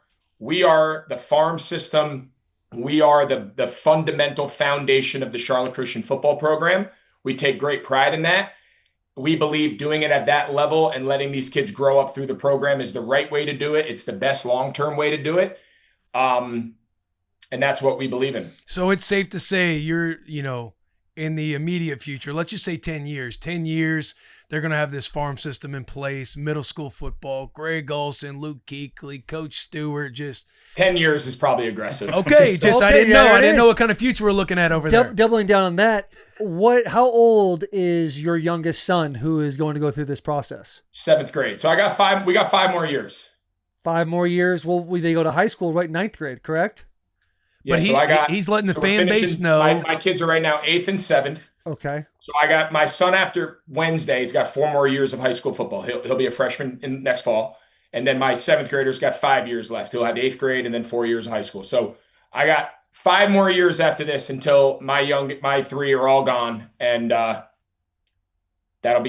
where our emphasis is. Can we get a 5-year grind? And again, I want to be very clear of what we're doing here. There are a lot of schools around Charlotte that import kids on a daily basis. Kids are changing classes, changing schools mid-season. We got kids transferring after week 5 and then going to show up and play quarterback on another team 5 days later. Like what you see happening is happening here in Charlotte. We have kids that want to come to Charlotte Christian. If we could get everyone in, it'd be a lot easier, but we can't. So you get in a couple here and there, but we don't have open enrollment. We don't have open admissions like some of the other schools we compete against. And the reality is this is the harder way to do it, right? Like this is a bigger grind and we don't shy away from it. We're going to continue to coach the hell out of these kids. We're going to continue to coach our kids and build that core and build that, it's no different than at the college level. If you don't recruit well, you can only transfer portal your way so much. High school football has become the transfer portal, at least here in North Carolina. There's always going to be an element of kids coming into the program. That's common. But you have to add good kids to an already very good core nucleus of players that understand your culture. That's the secret. You see it in college. It's no different than in the high school world. So this is, again, I'll clarify. I'll see if what I'm saying is correct because this sounds like pretty big breaking news that Adam Schefter would cover. Charlotte Christian can feel good about having this staff in place in the middle school era for the next 5 years. I want to be clear. We are going to coach the middle school team 1 more year next year. We are going to get this current 7th grade class that we're coaching now. Okay. We will get them to high school. How we manage doing, do we start helping out with some of the JV stuff to allocate some time to there as these classes get older before they're ready for varsity? I don't know. We will coach the middle school team 1 more year next year, get my younger son up to high school, Contracts out. and then maybe some sort of hybrid middle school JV type world while, my kids are in 9th and 10th grade playing at those This levels. is exactly why Greg Olsen has such a great career on the podium, and he's doing so great now. Yeah. He's so well spoken. He's saying we'll do the JV and we'll do the Pop Warner, but we know when it sounds like he doesn't want it, we're gonna have a head football coach for the high school. Yeah. Coach James he doesn't know what's coming. I honestly don't blame him. He wants to stay in there as long as possible. Starting that rumor. We're putting that rumor to bed. And that you're doing a great job right now. You're doing a phenomenal job. We'll put the rumor to bed. We're going to put the rumor to bed. I am not eager, nor do I really want whatever I want to be a head high school coach. That is a 12-month-a-year job. I could not call my games. Like volunteering, doing what we're doing now as a program accessory, as a program kind of helper is one thing. Coaching real high school ball, if you want to do it right, is a 7-day-a-week, 12-month-a-year, full-time job. I'm not doing that. Maybe Luke wants to do that. I'm not doing that right now. Some people saying you don't love it enough. Coach Kuechly. Coach Kuechly. When you have, this next year going into the final year of your guys' contract, when you have 7th graders hitting the portal and wanting to visit Charlotte Christian, what is your message to them knowing they're not going to get you for the full 2 years at Charlotte Christian? Well, they'll keep growing. We'll still be part of the program. So they might not get us that year, but the next year we'll be still there. So they just got to continue to learn and play hard. And you want to come play real football, you got to come to Charlotte Christian. I love that. It's our slogan. We play real ball. We play. Yeah. Hey, we have, so Luke, and by the way, whenever this, your guys' season ends, again, invites on the table. Both you guys, Greg, I know you travel around a lot as well, but open invite to join the boys in the locker room, our NFL 45-minute flight, really easy. We'll put you up. We'll do the whole thing. Quick flight, 45 minutes. We'll feed you really well. Camaraderie will be high. We'll be with Clay Matthews and Delanie Walker. But where I'm taking you with this question, Clay Matthews has a very competitive kindergarten flag football team. He's under a lot of heat right now from the outside noise in the fan base and the parents that are with that team because he went into Championship Sunday and apparently didn't play all the kids because he was trying to win a football game. Now he's taking a lot of heat for not playing all the kids. Care to comment, both of you guys? It's every coach's worst nightmare. I'm shocked that there's not playtime rules. When we used to do the kids at the younger level, when we did Pop Warner, when Luke and I and my dad did Pop Warner a couple of years ago for a few years, there was minimum playtime reps. So this was like 5th and 6th grade. We had minimum plays, and they had somebody who actually sat on the sideline with a clipboard and had to check off. Every kid had to play 10 plays? 10 plays. 10 plays, minimum playtime. So 10 plays. we've always had in the football world, there's been rules in place when we did flag football when the kids were small. Each kid had to play like a quarter or like whatever. There was like ways to quantify playing time. So I don't know. Listen, I'm not judging anyone. We have not always gotten it right. It's very easy to get caught up in the moment of trying to be competitive and trying to win at the, kindergarten. 6-year-olds. Yeah, even I'm like, let them get a rep. I mean, they don't have to get the ball. Greg, Clay has field, lost sleep because that trophy. They lost the game. They were in a tough one, and he's trying to win a game. All the kids don't get in. It's 5-on-5. I think his team carries 14 on the roster. It's a lot of kids. That's his first mistake. But he's lost sleep over not having the championship, and after he's still bleeding. And a lot of parents, he's hearing a lot of noise. You didn't play my kid. A lot of emails take place. A lot of random text messages from different area codes. Coming out at him right now. So it's tough. Luke, are you trying to win a football game, or are you making sure you getting all the boys in? Well, luckily for us, we can get them in before the game starts. We play a 5th quarter, so all the kids, we get 12 offensive snaps, 12 defensive snaps. Before the game, we get all our kids in. So once the ball kicks off, we're trying to win a football game. The rules for the Pop Warner that Greg talked about helped us out a lot. And then that 5th quarter before the Christian game helps us out a lot because all the kids get an opportunity to get a couple reps every game. So they know they're going to get in. And then when we play the real game, we get our kids in there that can go play and help us win football games. So I think we owe it to the kids to go out and try our best to win the games. And if the score and the time in the game dictates it, we can put the other kids in and get other kids opportunities because I think the best thing that we can do is try to prepare our 7th graders for live action next year. So it's the 8th grader and the older guy's job to help us get ahead, get a lead, and put those young kids in to give them an opportunity to play for next year. Just a couple of seasoned vets right now. Just bro. seasoned. They knew all these questions were coming. They've read everything we've read as well. Even if they did, they just know. They know what it's about. They just know what they're doing. Absolutely. I'm just shocked you guys spend so much time on message boards. Hey, listen, well, that's what friends do, Greg. Like we sit there, we're like, oh, Greg's our friend, Luke's our friend. You might say you're Let's friends, invest. but your message boards just try to drive wedges. Do I have a buyout? Am I going to coach somewhere else? Hey, would a friend? That's a really good Luke, point. would a friend allow all that noise to keep happening, or give you the platform to be able to sit there and say, listen, this is not true. This is true. So we're giving you guys a massive platform for you guys to say, listen, I know everyone's eyes are on Charlotte Pop Warner football right now. Let us be very clear about our intention. Charlotte Christian Pop Warner, boom. Not Pop Warner. Listen, it's under high school. It's Pop Warner. It's a blanket thing. That's how it goes. I just think, how can I motivate these boys? How can I give them some bulletin board material? How can I give them some fodder? You know, I know a lot of people from your area tune in. They want to know, are we going to have a staff over the next few years? I'm trying to do my journalism as well. I think they tune in because they hope we lose. That's exactly where you want to be too. You kind of want to be hated in that world. You got to love it. Coach O's, go ahead. Sorry. If you guys win this game, I don't know if the league gives you a trophy for going undefeated, or will you guys go out and get your team trophies saying, hey, undefeated season? Maybe rings? No, probably not. You know, I think that would go against everything we've preached to the boys all year. I want to make sure we're consistent.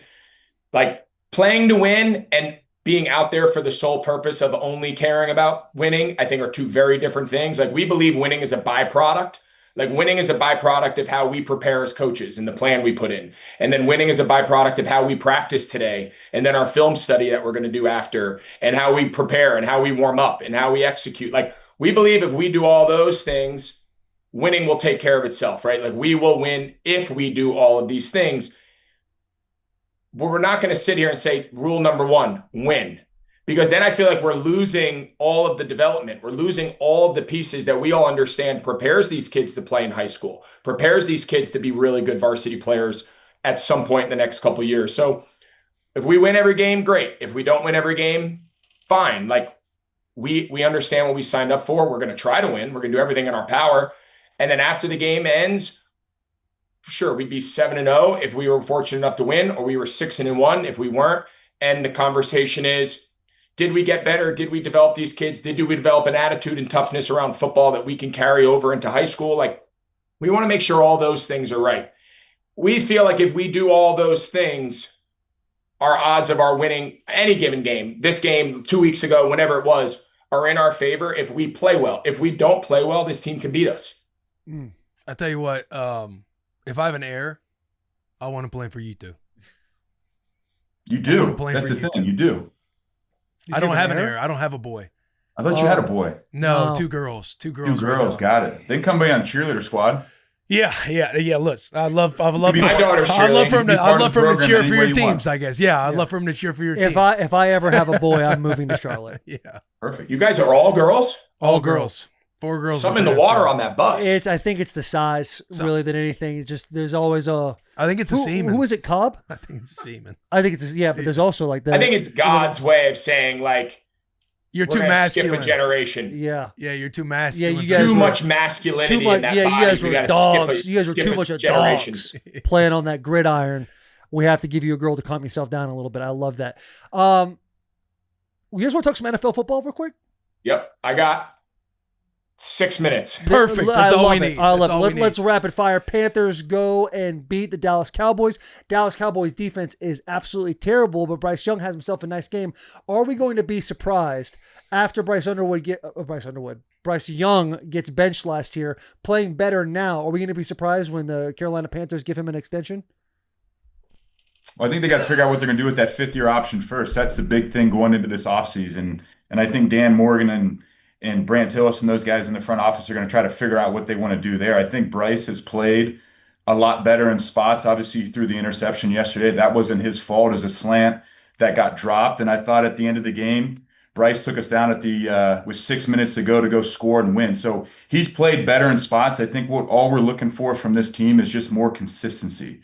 I think we're good up front. We've run the ball really well the past couple weeks. And for Bryce, I think it's protecting the football and being more consistent. And we got plenty of games left to figure out what they want to do. So I think the biggest thing before an extension gets figured out is what do we do with that 5th-year option? They'll have to figure that out this offseason. Have you watched much Dallas defense tape, Luke? Yeah, they struggle, man. I mean, is it not like when I'm watching, like I'm sitting there, and it's surprising to me how stagnant the back end is on their pre-snap keys and everything else. They feel, I know that they've mixed in a lot more man recently, but those first several weeks, I feel like they're just kind of showing you what they're doing, and they're so vanilla with cover 2 and everything else. They don't have an all-world roster, but they're not doing anything defensive philosophy wise that like help them out. You know when they're going to blitz because they're all lined up across the line of scrimmage. But are you surprised when you're watching kind of this Dallas team operate defensively?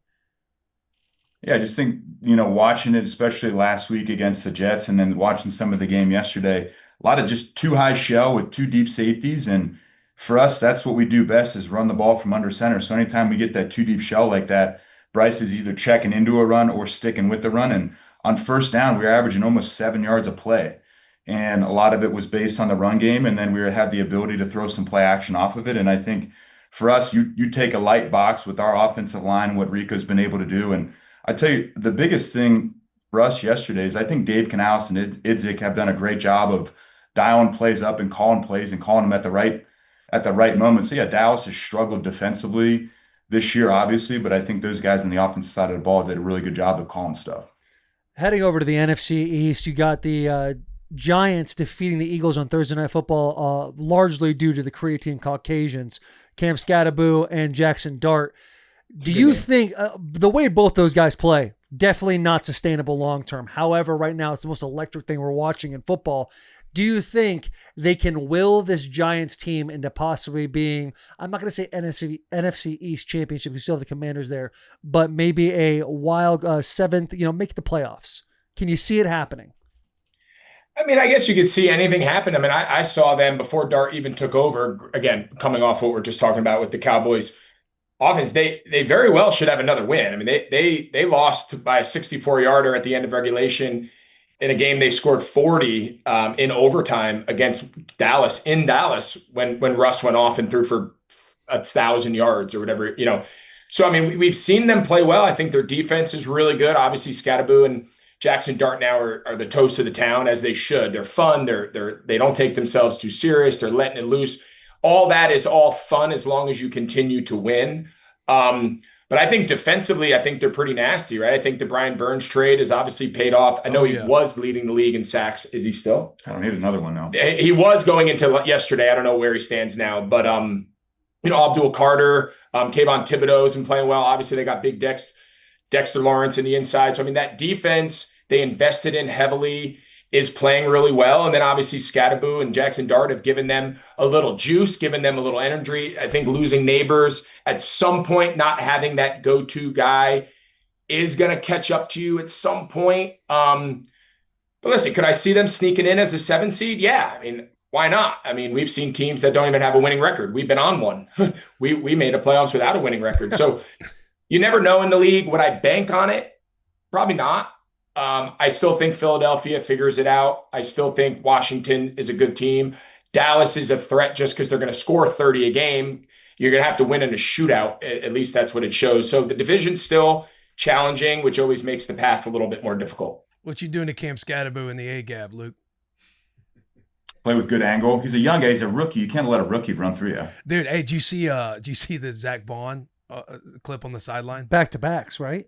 He's physical, man. Bro, physical. He kind of had Zach. He kind of had Zach on the side. He runs like shoulder Pacheco down. runs. You know, Pacheco just wants to run through your face. Yeah. That's how Scatterboo is. He's the same exact way. Yeah, he loves the contact. Oh, loves it. You see him just having a helmet on, just headbutting a brick wall on the outside. His mom came out and said he used to put on his older brother's shoulder pads when he was little and just go run into the telephone pole. Whatever works, I guess. Like we said, not sustainable. But my God, this is going to be the most electric 4 or 5 year career we ever see out of Cam Scatterboo. Dude, what are you guys? What are you seeing from the Philadelphia Eagles? I feel like they have the problems are kind of coming to the surface. I feel like they are 4-2 right now. Could easily be a 1-5 football team if CD Lamb catches the deep ball in week 1. If they don't block the field goal, last minute field goal. Yeah, 2 field goals against the Rams. They don't block a punt against the Tampa Bay Buccaneers. Obviously, I'm reaching more with that one.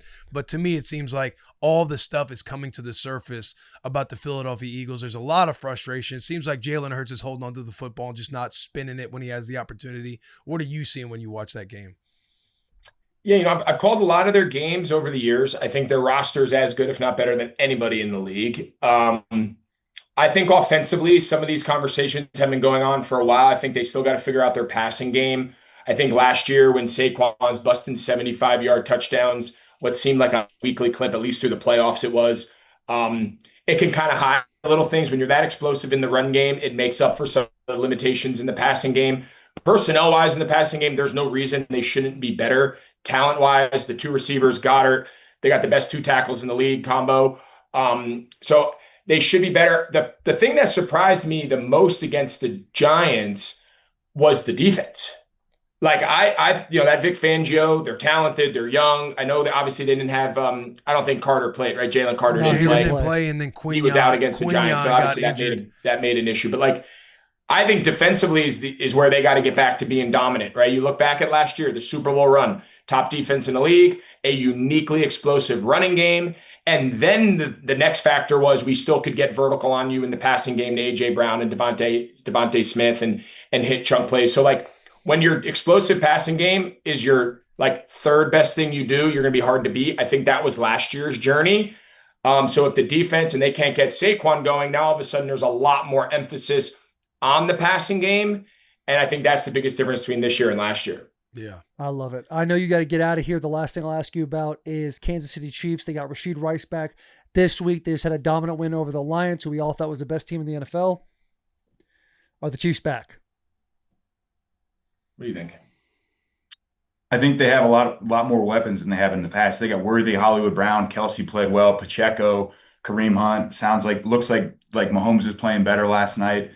And then they can rush the pass from the defensive side of the ball. So I think they played some close games early. They lost by a real small margin those first few weeks. And I don't know. I mean, I don't think you can ever count those guys out. And now they have a more physical presence on the inside. I think they're going to be just fine.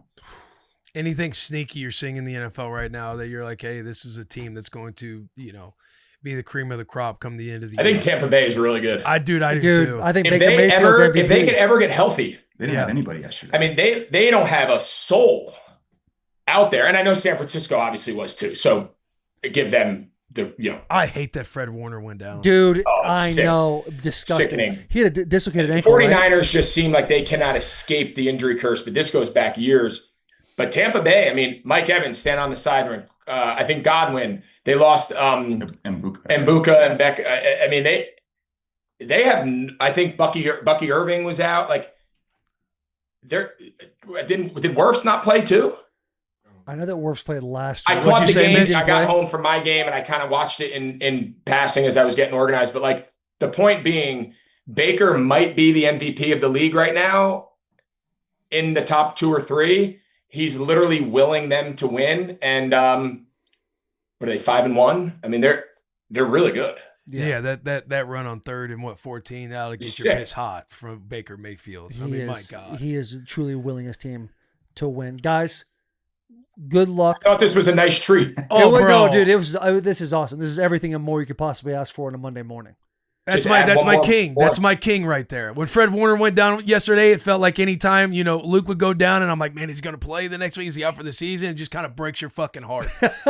That's my king right there. Boys, all eyes on the championship. I know it's not technically a championship, but we're rooting for you. Ignore the noise. We love you guys. We're dialed in. Don't worry. We're dialed in. Good. We'll keep the Reddit people at bay. Love you. Appreciate you. See y'all. Great. See you, fellas. See ya, bro. That was fun. See you, Luke. See ya. All right, we just finished up with Greg Olsen. Obviously we sat there and talked all youth sports. We talked a couple of the NFL games. We had a lot of conversation with the upcoming potential coaching carousel. Is it carousel? Yeah, Carousel. I know I've struggled with that word in the past.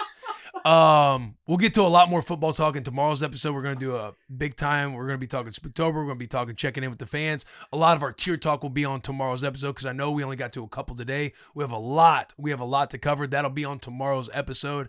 But yeah, man, big hugs, tiny kisses. We will see you tomorrow. Hope you enjoyed the episode with Josh Pate, Greg Olsen, and my king, Luke Kuechly. Big hugs, tiny kisses. Love you. See you tomorrow.